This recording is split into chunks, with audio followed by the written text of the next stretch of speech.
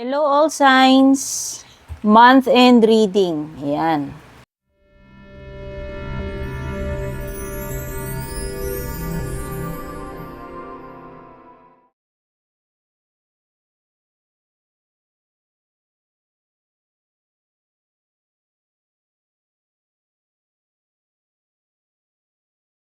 Ito yung month end gabay ninyo. Pero timeless reading to kahit lumipas yung mga petsa na binanggit ko ha. Lahat naman ng readings ko dito timeless kahit panoorin nyo kahit luma na yan. Hindi yan nag-e-expire.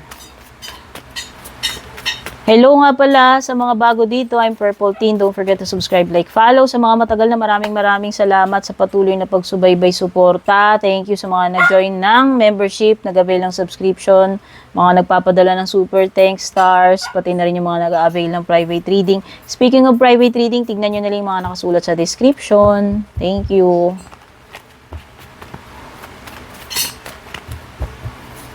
Oops. Kayo po yung magsasadya sa official page ko. Hindi po ako mauunang mag-message sa inyo or mag-add friend. Kapag may ganon, hindi po ako yun. Yun yung mga nagpapanggap na ako. Kayo po mismo mag-PM. Start tayo kay Aries. Yan, si Aries. 2 wands.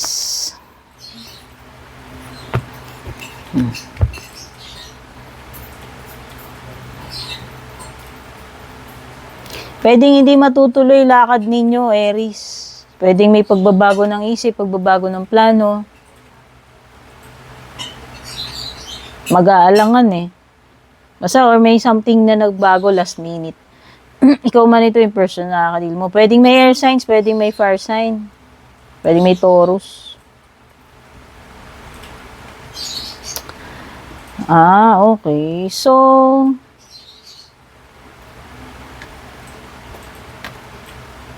may tao dito na dati, pasaway to. Dati, siguro tao na nagpipumilit na magbago para ma-redeem niya yung sarili niya sa mga past records niya. Pwedeng may bad record tong tao na to eh. May bad reputation siya or may mga kasalanan siya, kalokohan. Basta nakikita ko, kung dati hindi ito mapagkakatiwalaan, nagpinpilit niya at magbago, tinatry niya magbago kung sino man yung person na nakakadil mo. Pwedeng air sign.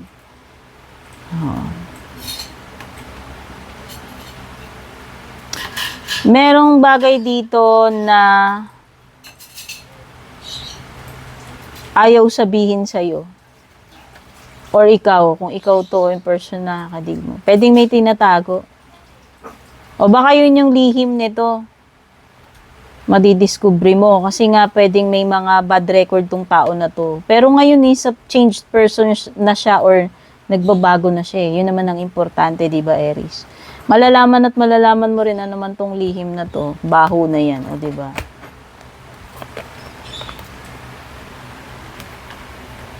Taurus.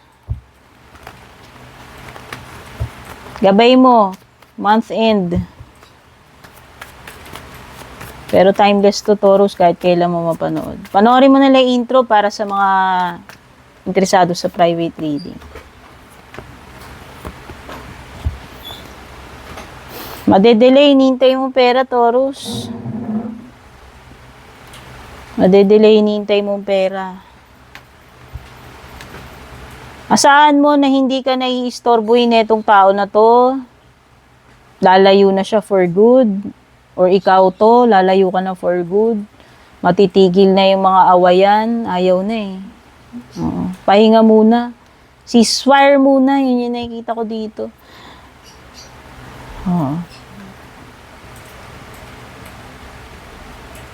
May energy dito about father, emperor, or responsibility, or about a boss.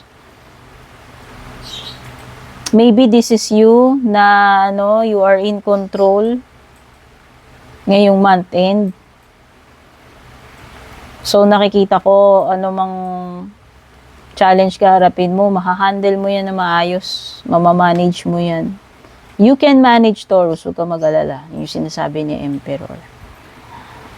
Okay? So mas ka ngayon, mas bossy ang dating mo ngayon. Mas confident ka, mas malakas ang loob mo. Okay, pwedeng may Aries, may air sign and earth signs.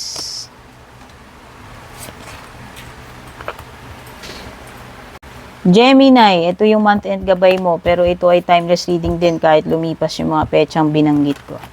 Panoorin mo na lang yung intro, yung umpisa kung interesado ka sa private reading at iba pang details. Pwede may water signs, Cancer, Scorpio, Pisces, pwedeng may Taurus, may Libra, may Gemini, Aquarius.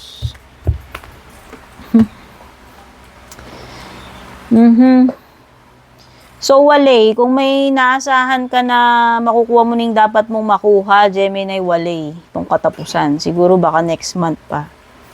Baka maurong pa yan. Tsaka nakikita ko parang hindi ka makakatapos ng marami ngayon. Pwedeng hindi ka makakakota, hindi ka ganun ka-productive, hindi ka ganun kaganado kumilos.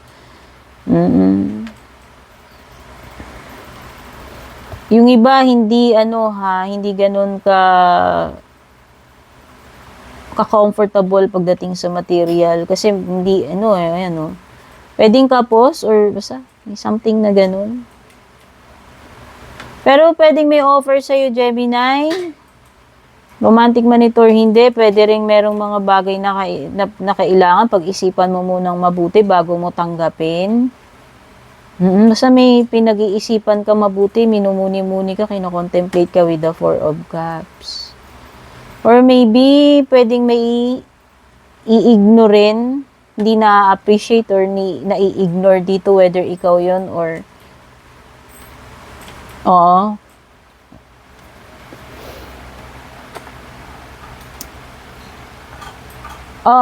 Definitely meron ka talagang dito, pag-iisipan na mabuti dito sa dalawang cards mo.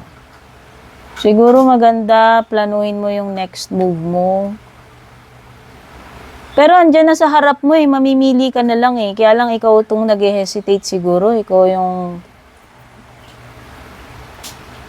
magulo isip or talagang hindi mo lang type, hindi interesado. Yan.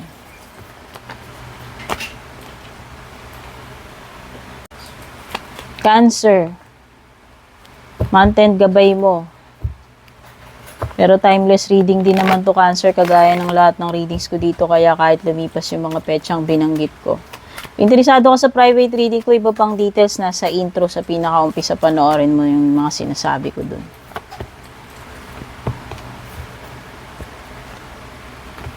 Okay, may Cancer energy. Pwedeng may air signs or Taurus.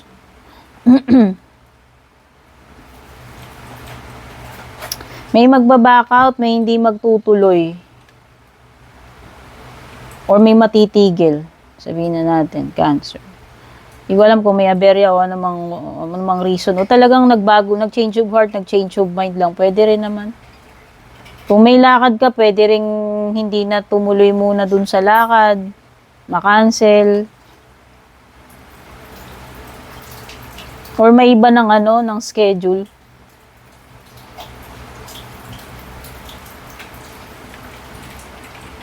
So, yung mga nagpaplano ditong lumipat, makapag-abroad, baka hindi pa ito yung time. Mag-ingat ka ha sa mga illegal recruiter, charot, kung mag-a-abroad ka, or someone na maloko, magte-take advantage, may hindi magandang intention. Ayan. Or mag-ingat ka, maswindle ka, mawalan ka, manakawan, mabudol, maisahan.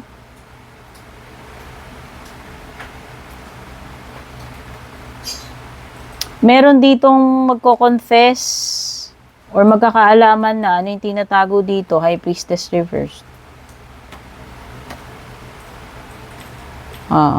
Meron ditong mababasag na yung katahimikan Okay? Iyo. Month-end gabay mo. Pero lahat naman ng reading ko dito timeless, kaya kahit lumipas yung mga petsang binanggit ko, valid pa rin tong reading na to. Kung interesado ka sa private reading ko, panoorin mo yung pinaka-umpisa or intro, nandyan lahat ng details. Tignan nyo na lang, lalagyan ko ng timestamp to. Makakalipat kayo sa iba't ibang sign sa intro, no? Lalagay ko sa description. Okay, pwedeng may Taurus, may Libra energy, pwedeng may Water, Cancer, Scorpio, Pisces, pwede ring may Fire, Aries, Leo, Sagittarius. Nakita ko lang magiging very busy ka, madaming ganap, maraming aktibidades, maraming trabaho, or pwedeng marami kang pupuntahan. Okay? Very energetic, daming movement. And definitely, this is a card ng progress. At kung meron mang progress dito, mabilis yung pag-usad, Leo. Mabilis yung mga ganap-ganap.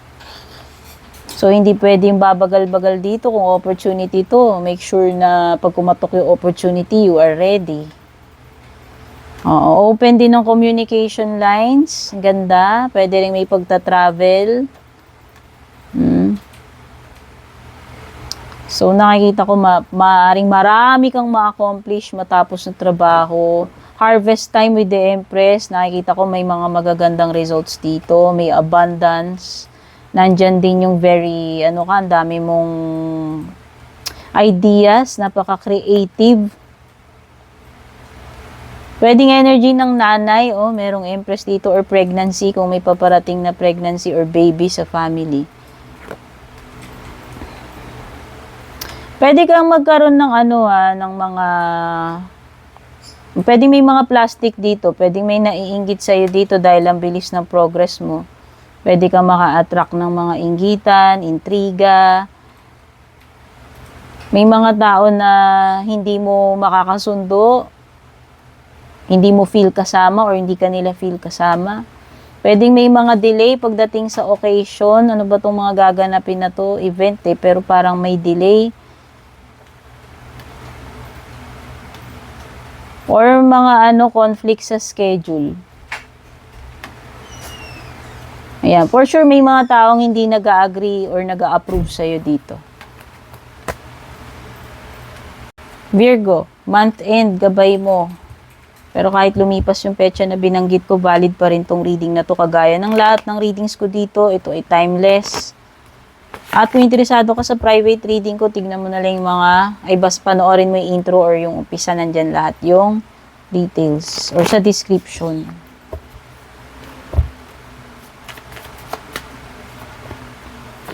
Pwedeng may air signs, Gemini, Libra, Aquarius, Fire, Aries, Leo, Sagittarius.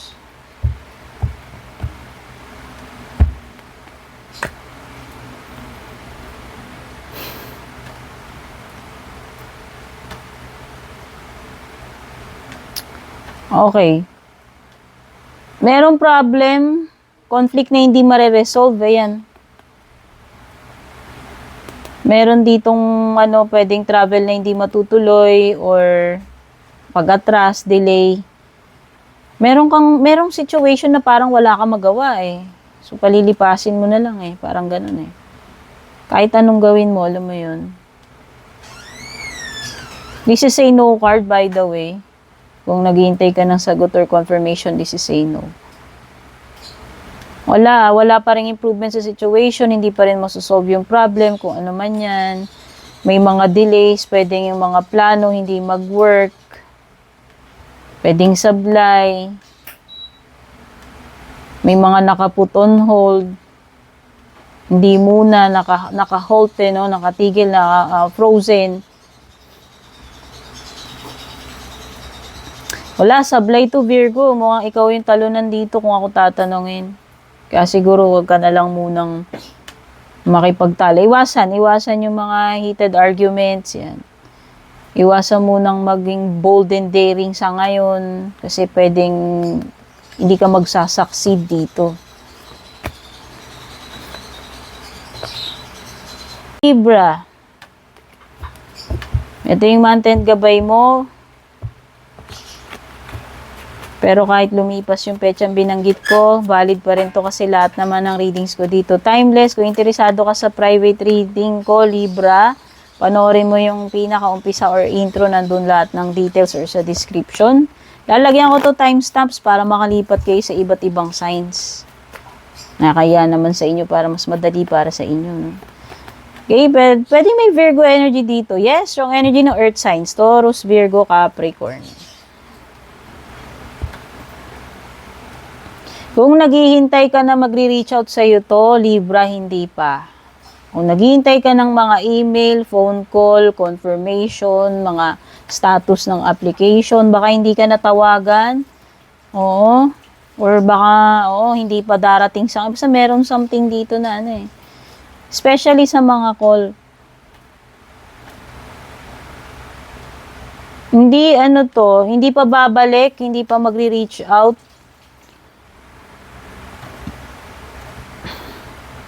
Specific to sa mga naghihintay ng tawag. Wala kayong walang paramdam pa to. O kung sa career man yan, sa love life mo, hindi ko alam. Huwag ka munang mag-take ng risk ngayon, Libra. Masyadong risky. Huwag ka rin masyadong foolish, masyado kang happy-go-lucky, huwag ganun. Pwede kang mag-suffer ng consequences dito, siguraduhin mo lang na yung pinapasok mo, alam mo, no? Lalo na sa pera, sa investment, ayan, wag muna maglalabas kasi baliktad, walang stability dito sa pera, walang kasiguraduhan, ganun din sa love life mo, oo. Baka mamaya ma-hit and run ka nitong person na to, bigla na lang mang-ghost, no? Bigla na lang dumistansya, dumitouch.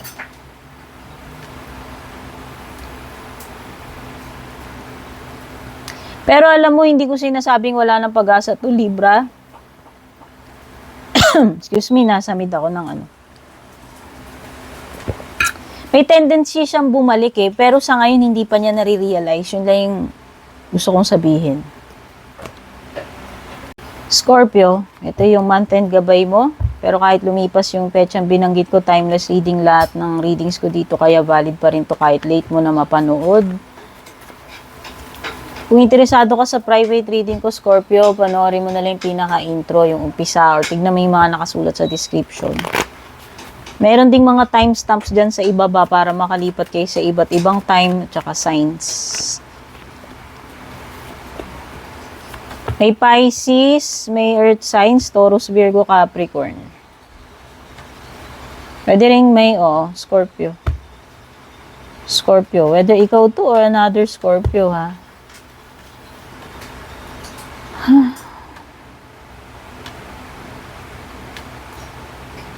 Matumal to, Scorpio, mabagal. Kung tao tong pinag-uusapan natin o situation, mabagal. Mabagal na mabagal. Pero desidido siya Kung ikaw man to yung person na nakaka-deal mo,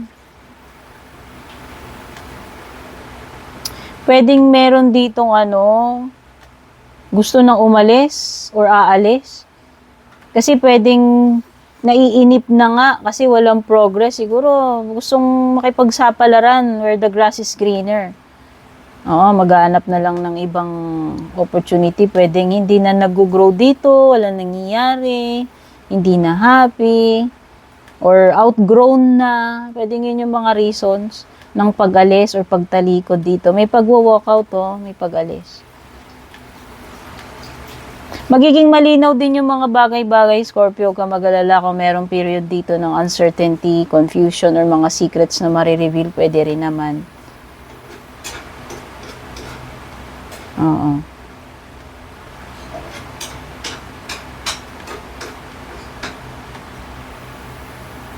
Hindi pa tapos ang lahat. Yun lang ang nakikita ko. If ever, kahit na may umalis dito. Yun. Sagittarius. Ito yung month-end gabay mo. Ano mga mensahe? Pero kahit lumipas yung petsa na binanggit ko, itong mga reading ko dito lahat ay timeless, so valid pa rin na to kahit late mo to mapanood. Kung interesado ka sa private reading ko, panoorin mo yung intro, yung pinaka-umpisa, or tignan mo yung mga nakasulat sa description. Lalagyan ko na rin ng timestamps to para mapapanood nyo yung iba't ibang signs. Tignan nyo na lang yung mga oras-oras dyan nakalagay sa timestamps. Pwedeng may earth signs, Taurus, Virgo, Capricorn, or Scorpio.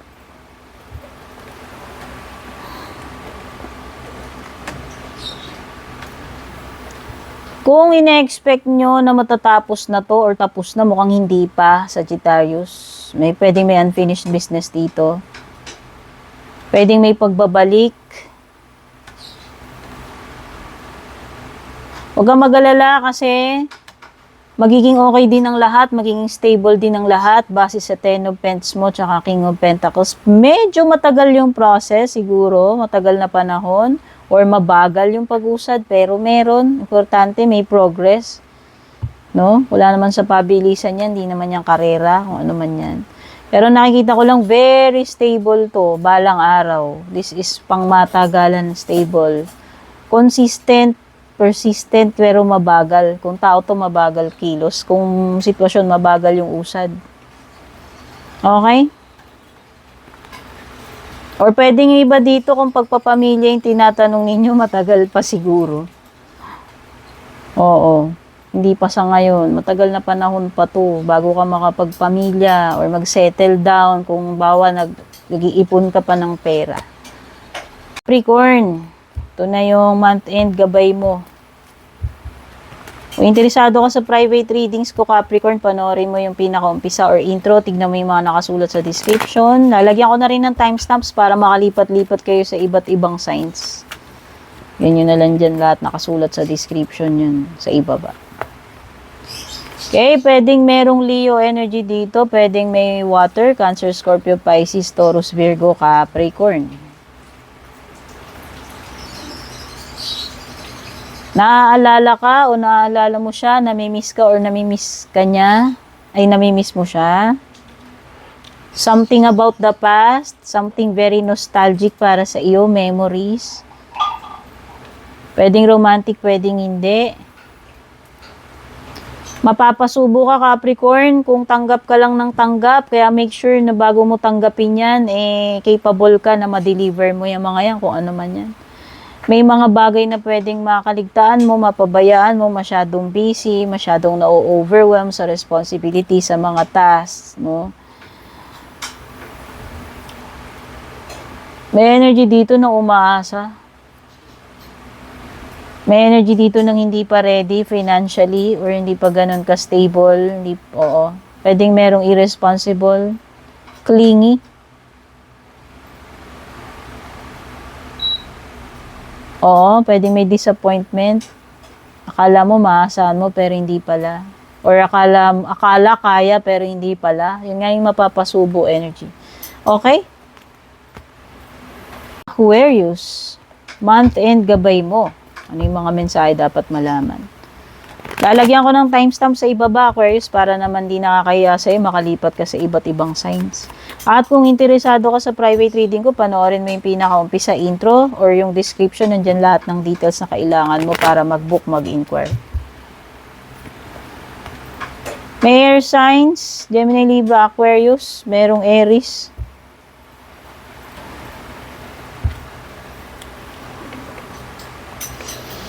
Wow! So, nakikita ko may successful outcome. Ano mang challenge ka harapin mo, masusolve yan with the Ace of Swords. Madidiskarte yan. Ayan, no? Emperor, Ace of Swords. Ang ganda ng kombinasyon. So, you are in control.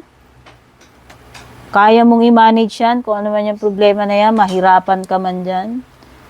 This is a yes card, no? Kung ako tatanungin, kaya kung may tanong ka, confirmation na hinihintay, yes. Siguro wag ka lang maging padalos-dalos, siguro yun na lang. Iwasang maging impulsive, iwasan yung bigla ka na lang luluso, magja-jump agad sa conclusion or whatever, no. Wag ganun, wag jumpy energy, wag wag pa bigla-bigla. Okay? Hindi ito yung time para lumusob ka, yung lang sabi ko. Hold your horses, o diba? Tingnan mo to. Pero definitely, masusolve mo yung problem at nakikita ko, pwedeng iba dito maganda, you are in a good position pagdating sa career, sa negosyo. Pwede rin this is a sign ng magandang management or promotion. Ayan. You are in control. Itong katapusan.